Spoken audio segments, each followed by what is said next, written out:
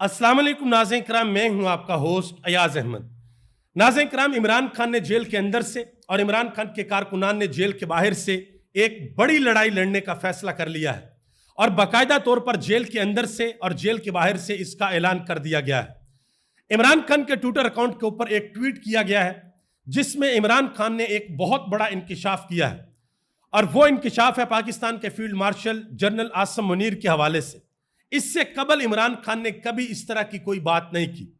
यह ट्वीट करके इमरान खान ने उन तमाम लोगों को शटअप कॉल दी है जो ये दावा कर रहे थे कि इमरान खान के मुज़ाकरात जारी हैं, इमरान खान पसे पर्दा कोई डील करने के लिए जा रहे हैं, इमरान खान जल्द अडयाला जेल से बाहर होंगे। इमरान खान ने उन तमाम लोगों की बातों को रद्द कर दिया है। दूसरी जानिब इमरान खान के जो कारकुनान हैं, जो वर्कर हैं, वोटर हैं, सपोर्टर हैं, उन्होंने आज दिन की रोशनी में पाकिस्तान मुस्लिम लीग नून की हुकूमत को तारे दिखाए हैं और एक बहुत बड़ा सरप्राइज दिया है समड़याल के इलेक्शन में। उसकी तफसीलात भी आपके सामने रखने के लिए जा रहा हूं, लेकिन पहले मैं इमरान खान का ट्वीट आपके सामने रखता हूं कि इमरान खान ने कौन सा इंकिशाफ किया है। आज से पहले इमरान खान ने कभी ऐसी बात नहीं की जो अब इमरान खान ने बात की है, जो कि वाज़ेह तौर पर इस तरफ इशारा है कि अब लड़ाई होगी और खुलकर होगी, वापसी का किसी किस्म का कोई रास्ता नहीं। गुजारिश करूंगा कि वीडियो को लाइक कर दें, चैनल को सब्सक्राइब कर लें ताकि यह इंफॉर्मेशन का सिलसिला आप लोगों तक पहुंचता रहे। इमरान खान का ट्वीट आपके सामने रखता हूं, जरा गौर से इस ट्वीट को आज देखिएगा कि इमरान खान ने इस ट्वीट के अंदर क्या कहा है। पहले नंबर पर इमरान खान ने यह कहा कि जो हक पर खड़ा होता है वो हारता नहीं है। अल्लाह ताला कुरान पाक में फरमाता है कि मैं किसी ऐसी कौम को तबाह नहीं करता जो हक और सच पर खड़ी होती है। हजरत अली का कौल है कि कुफर का निज़ाम चल सकता है मगर ना इंसाफी का नहीं। झूठा और धोखेबाज खुद ब खुद बेनकाब हो जाता है। फिर इमरान खान ने 9 मई का जिक्र किया। इमरान खान ने कहा कि 9 मई दर हकीकत लंदन प्लान का हिस्सा था जिसका मकसद ही मुल्क की सबसे बड़ी सियासी कुव्वत पाकिस्तान तहरीक इंसाफ को ख़त्म करना था, जिसमें मुझे और दीगर पार्टी अरकान और कारकुनान को पहले से तयशुदा मंसूबे के तहत जेल में डाला गया। हमारा मैंडेट चोरी किया गया, चोरों को मुल्क के ऊपर मुसल्लत किया गया, हम पर हर तरह की फस्तायत के पहाड़ तोड़े गए, हमारे लोगों पर गोलियां चलाई गईं और हमारे ऊपर झूठे केसेस बनाए गए। ये दूसरी बात इमरान खान ने की है। अब जरा आ जाए जो सबसे अहम तरीन बात है, जो तीसरी बात इमरान खान ने की है। यह इमरान खान ने एक बहुत बड़ा इंकशाफ किया है। इमरान खान ने कहा कि मैंने बतौर वज़ीर आज़म जनरल आसिम मुनीर को DGISI के ओहदे से हटाया तो आसिम मुनीर ने अपने ज़राए से बुशरा बीबी तक रसाई की कोशिश की कि मैं इस हवाले से आपसे मिलना चाहता हूं, जिस पर बुशरा बीबी ने साफ इनकार कर दिया कि मेरा इन मामलात से कोई तल्लक नहीं है, लिहाजा मैं आपसे मुलाकात नहीं कर सकती। बुशरा बीबी की गुज़िश्ता 14 माह की नाहक कैद और जेल में नारवा सलूक के पीछे जनरल आसिम मुनीर का यह इंतकामी रवैया ही कार फरमा है। मुझे ज़ेर करने के लिए जिस तरह मेरी अहलिया बुशरा बीबी को इंतकाम का निशाना बनाया जा रहा है, इस तरह पाकिस्तान की तारीख में अमरियत के दौर में भी कभी नहीं हुआ। उन पर आनत का इल्ज़ाम था जो कि साबित भी नहीं हुआ, लिहाजा एक केस से दूसरे केस में गिरफ्तारी डाल दी जाती है। वो एक घरेलू खतून है जिनका सियासत से कोई तल्लक नहीं है। इमरान खान ने कहा कि 4 हफ्तों से मेरी अहलिया के साथ मुलाकात भी नहीं करवाई जा रही।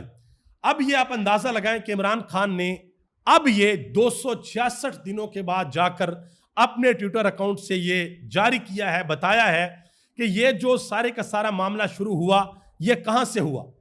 और उस वक्त जिस वक्त हटाया गया था, बहुत सी कहानियां, बहुत सी बातें लोगों ने बताई।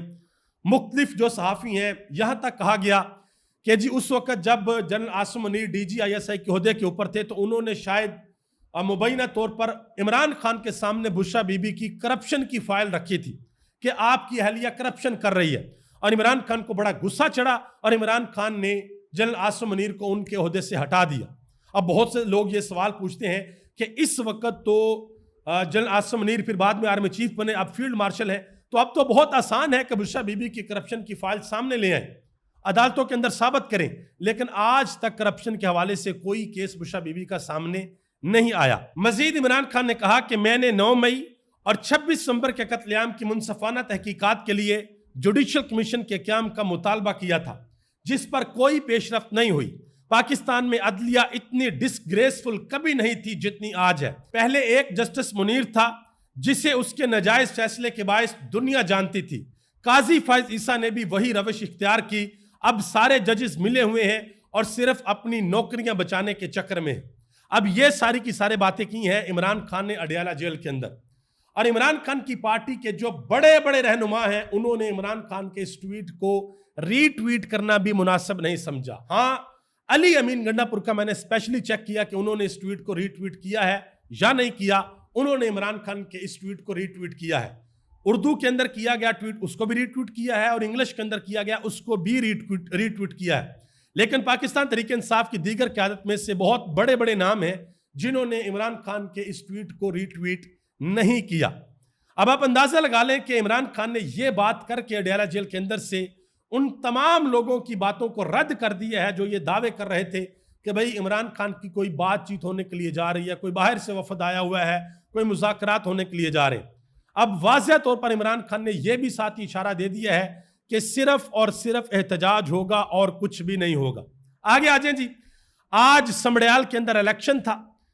یہ الیکشن پاکستان تحریک انصاف کے لیے ایک بہت بڑا ٹیسٹ کیس تھا. یہ الیکشن پاکستان تحریک انصاف کے لیے جیتنا ضروری نہیں تھا, لڑنا ضروری تھا. اور جس طریقے سے آج پاکستان تحریک انصاف نے یہ الیکشن لڑا ہے, جس طریقے سے کمپین کی ہے, پاکستان تحریک انصاف نے اپنے مخالفین کے 14 طبق روشن کر دیے ہیں. دعویٰ یہ کیا گیا تھا کہ جی تحریک انصاف کو مار پڑتے ہوئے 3 سال ہو گئے ہیں, عمران خان جیل کے اندر ہیں, نہ اس کی کسی نے تصویر دیکھی, نہ اس کی کسی نے آواز سنی. تو عمران خان کے جو لوگ ہیں وہ مایوس ہو گئے ہوں گے. عمران خان کے لوگ یہ سمجھتے ہوں گے کہ یار ہم نے کیوں ووٹ ڈالنا ہے, یہ تو فارم 47 بن جائے گا, ہمارے ووٹ کی کوئی قدر نہیں ہے, لہٰذا عمران خان کے لوگ باہر نہیں نکلیں گے. لیکن آج عمران خان کے لوگوں نے تمام تر دعووں کو مسترد کر دیا. لوگ آج باہر نکلے, بڑی تعداد کے اندر باہر نکلے اور باہر نکل کر انہوں نے ووٹ ڈالا. کچھ پولنگ سٹیشنز کا ریزلٹ بھی ہے, وہ بھی میں آپ کے سامنے رکھ دیتا ہوں. عالیہ حمزہ نے جس وقت ووٹنگ سٹارٹ ہوئی انہوں نے کہا کہ سمڑیال کی عوام کو یہ کہنا چاہتی ہوں کہ اس گرمی کو دیکھیں اور اندازہ لگائیں کہ ہمارا لیڈر تندور جیسے سیل میں پچھلے 2 سال سے قید ہے. آپ کا ووٹ ایک بہت بڑی طاقت ہے, باہر نکلیں اور ووٹ ڈالیں. اس کے بعد کیا ہوا؟ عالیہ حمزہ نے تقریباً 11:30 بجے کے قریب ایک ٹویٹ کیا. انہوں نے کہا کہ کس آئین اور قانون کے تحت پولنگ سٹیشنوں کی بلڈنگز کے اندر 3 تھانوں کی پولیس کھڑی ہے. پولیس کا کام عوام کا تحفظ ہے, نہ کہ ووٹ چوری کی سہولت کاری کرنا. کوئی شرم ہوتی ہے, کوئی حیا ہوتی ہے. پھر انہوں نے یہ بھی کہا کہ سمڑیال میں پولنگ سٹاف کو ڈبوں سمیت اغوا کیا جا رہا ہے. انہوں نے یہ بھی کہا کہ اگر عدلی حکومت بہت مقبول ہے تو پولنگ سٹاف ڈبوں سمیت اغوا کیوں کر رہے ہیں.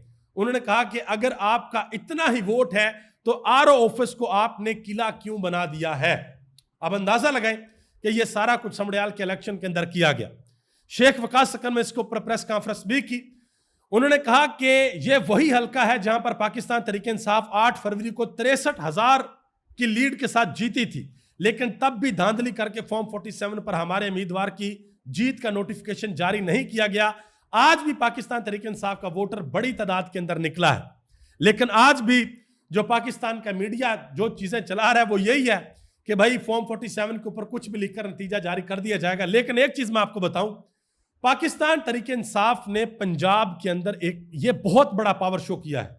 تحریک انصاف کی قیادت کے اندر ایک اتفاق اور اتحاد کی فضا قائم ہوئی ہے, اور جس وقت اب احتجاجی تحریک چلے گی اس وقت آپ کو اندازہ ہوگا کہ پنجاب کے اس الیکشن نے پاکستان تحریک انصاف کو پنجاب کے اندر موبلائزیشن میں کتنی مدد فراہم کی ہے. اور یہ جس طرح کا الیکشن ہو رہا ہے آپ اندازہ لگائیں کہ پیپلز پارٹی بھی اس کے اوپر چیخ پڑی ہے. ندیم افضل چند صاحب وہ کہتے ہیں جی یہ آپ لوگ بدماشی کر رہے ہیں, سرکاری بدماشی کر رہے ہیں, یعنی کہ الیکشن کے اندر سرکاری بدماشی ہو رہی ہے. ویسے پیپلز پارٹی اور نون لیگ کی پپیاں جپیاں جو ہے وہ جا رہی ہیں, ہر جگہ پہ جا رہی ہیں. اس کے علاوہ جو راجہ پرویز اشرف صاحب ہیں پیپلز پارٹی کے, وہ کیا کہتے ہیں؟ وہ کہتے ہیں جی PP 52 میں انتظامیہ مختلف علاقوں میں پولنگ سٹیشن بند کروا رہی ہے. صاف شفاف انتخابات کروانا الیکشن کمیشن کی ذمہ داری ہے. اگر انتظامیہ نے فارم 47 پہلے سے ہی تیار کر لیا ہے تو یہ بہت خوفناک بات ہے. نون لیگ کو متنبہ کر رہا ہوں کہ ایک سیٹ کے لیے ایسا نہ کریں. راجہ پرویز اشرف صاحب یہ بات کر رہے ہیں, تو آپ اندازہ لگا لیں. انتظار حسین پنجوتا نے اس کے اوپر ایک اہم ترین ٹویٹ کیا. انہوں نے کہا کہ کہنے کو تو صرف ایک صوبائی حلقہ ہے اور اس سیٹ سے پنجاب کی فارم 47 حکومت پر کوئی اثر نہیں ہوگا، لیکن یہ ایک حلقہ اس نظام میں موجود تمام خرابیوں کا پول کھول رہا ہے۔ عوام نے اپنا فیصلہ تحریک انصاف کو دے کر اپنا مینڈیٹ واضح کر دیا ہے۔ دوسری جانب RO آفس کو کنٹینر لگا کر بند کر دیا گیا ہے۔ ہمارے امیدوار کو اندر نہیں داخل ہونے کے لیے دیا جا رہا، جس سے یہ واضح ہوتا ہے کہ عمران خان کا خوف کتنا ہے۔ انہوں نے کہا کہ عمران خان اور عوام کا رشتہ اتنا مضبوط ہے کہ اس بار اپنے ووٹ کو چھیننے نہیں دیں گے۔ اور اس وقت اطلاعات آ رہی ہیں کہ پاکستان تحریک انصاف کے کارکنان بہت بڑی تعداد میں RO آفس کے باہر جمع ہو چکے ہیں۔ نون لیگ کے لوگ اندر جا رہے ہیں RO آفس کے، لیکن تحریک انصاف کے لوگوں کو اندر نہیں جانے دیا جا رہا۔ کچھ پولنگ سٹیشن کے ریزلٹ میں آپ کے سامنے رکھ رہا ہوں۔ مانپور سے 67 نمبر یہ پولنگ سٹیشن ہے، پاکستان تحریک انصاف کے ووٹ ہیں 2240 اور نون لیگ کے ہیں 720۔ اسی طرح ایک اور پولنگ سٹیشن کے اوپر پاکستان تحریک انصاف کے ووٹ ہیں 1860 اور پاکستان مسلم لیگ نون کے ہیں 930۔ پاکستان کے میڈیا کے اوپر بھی بہت زیادہ دو نمبری دکھائی گئی۔ میڈیا کے اوپر ایک پولنگ سٹیشن ہے جہاں پر جیو نے پاکستان تحریک انصاف کے امیدوار کو ہرا دیا اور پاکستان مسلم لیگ نون کے امیدوار کو جتا دیا۔ یاسر گیلانی صاحب نے اس کا فارم 45 میڈیا کے سامنے رکھ دیا اور بتایا کہ کس طریقے سے یہ دو نمبری ہو رہی ہے۔ جیو جو ہے وہ بتا رہا تھا کہ جی نون لیگی امیدوار کے ووٹ 425 ہے اور تحریک انصاف کے امیدوار کے ووٹ 105 ہے، جبکہ فارم 45 کے مطابق PTI کو 242 اور نون لیگ کو 157 ووٹ ملے۔ اور اس وقت جو خبریں چل رہی ہیں میڈیا کے اوپر وہ نون لیگ کو جتوا کر بیٹھے ہوئے ہیں۔ اب آپ اندازہ لگائیں، مجھے یاد آ رہی ہے وہ بات منیب فروق کی جو آج کل بڑی دھمکیاں لگاتے ہیں، جی عمران خان ہی از ڈن مطلب کہ ختم شد۔ منیب فروق نے منصور علی خان کے شو کے اندر یہ بات کی تھی۔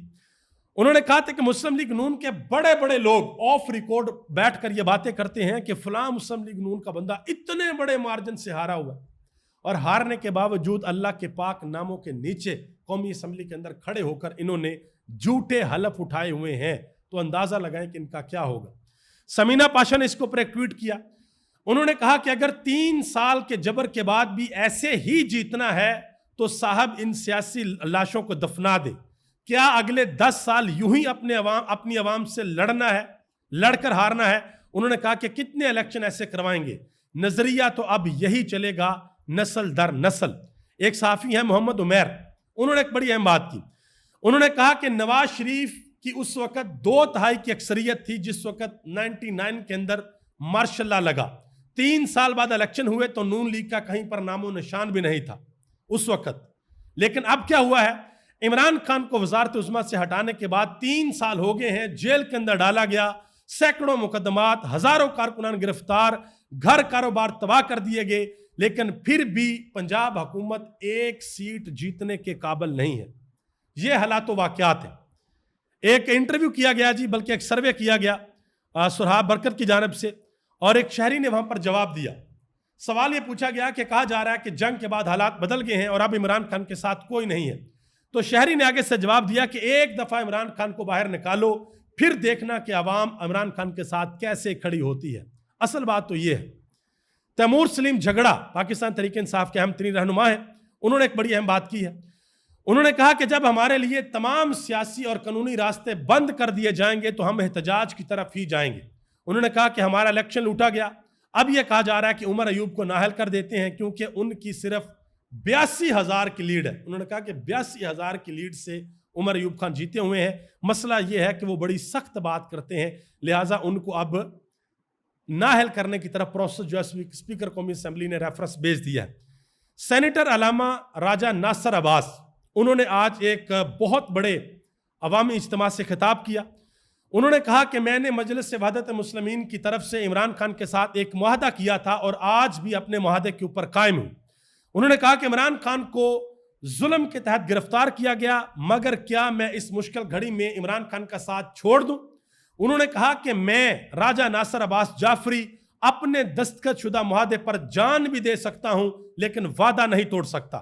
مزید انہوں نے کہا کہ اگر پوری دنیا بھی چھوڑ دے، میں اکیلا رہ جاؤں، تب بھی اپنے وعدے کے اوپر قائم رہوں گا جب تک وہ اپنے وعدے کے اوپر قائم ہے، یعنی کہ عمران خان۔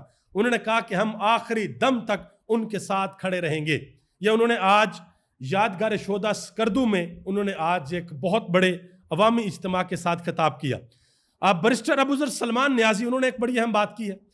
انہوں نے کہا جی عمران خان واضح طور پر کہہ چکے ہیں کہ جس نے بات کرنی ہے مجھ سے کرے, اسٹیبلشمنٹ سے لینے دینے کی کوئی بات نہیں, بلکہ عدلیہ کی آزادی چاہیے. جیسے ہی عدلیہ آزاد ہوئی, اسٹیبلشمنٹ کی مداخلت ختم ہوئی, عمران خان باہر آ جائیں گے. انہوں نے کہا کہ جمہوریت بحال ہوگی تو یہ حکومت بھی گھر چلی جائے گی. ساتھ ہی انہوں نے یہ بھی کہا کہ 26ویں ترمیم کے بعد فیصلہ تو دور کی بات ہے, ارجنٹ کیس لگوانا ہی ایک بڑی خبر ہوتی ہے. انہوں نے کہا کہ نواز شریف کے کیس میں یہ ہوتا تھا کہ وہ جہاز کے اندر بیٹھتا تھا تو اس کا کیس لگ جاتا تھا, جبکہ ہمارے لیے عدالت کے دروازے بند ہو چکے ہیں, ہمارے لیے کیس لگ جانا ہی یہ خوشخبری ہوتا ہے. اگر عدلیہ اسٹیبلشمنٹ سے آزاد ہو جائے تو خان صاحب ایک ہفتے میں باہر ہوں گے. انہوں نے کہا کہ میرٹ پر کیس سنے جائیں تو القادر کیس کا بھی وہی حال ہوگا جو سائفر کیس کا حال ہوا ہے. یہ انہوں نے بات کی ہے. ناظرین کرام, ابھی تک لیے اتنا ہی. آپ سب کا بہت بہت شکریہ. پاکستان زندہ باد, پاکستان کے کروڑوں عوام پائندہ باد.